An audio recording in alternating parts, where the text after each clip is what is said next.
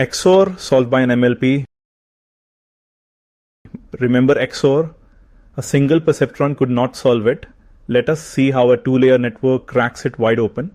Our network has two inputs, two hidden neurons with ReLU activation and one output neuron. That is it. A tiny network with just two layers. Here are the weights. W1 is the matrix with rows 1, 1 and 1, 1. Bias B1 is 0 and -1. W2 is the vector 1, -2. Bias B2 is 0. Let us trace each XOR input through the network. Input 0, 0. Hidden layer Z1 equals 0 plus 0 plus 0. And 0 plus 0 minus 1 equals -1. Apply ReLU, A1 equals 0 and 0. Output 1 times 0 plus -2 times 0 plus 0 equals 0. Output is 0. Correct. Input 0, 1. Hidden Z1 equals 1 and 1 minus 1 equals 0. ReLU 1 and 0. Output 1 times 1 plus -2 times 0 equals 1. Output is 1. Correct. Input 1, 1 hidden. Z1 equals 2 and 2 minus 1 equals 1. ReLU 2 and 1. Output 1 times 2 plus -2 times 1 equals 0.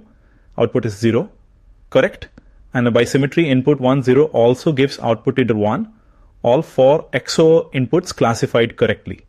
The hidden layer learned a nonlinear transformation. It mapped the 4 points into a new space where they become linearly separable. This is the power of multiple layers. No handcrafted features needed. A small network with just 2 hidden neurons solves XOR. The hidden layer is a learned feature extractor. It transforms the input into a representation where the problem becomes easy. This is the core idea of deep learning.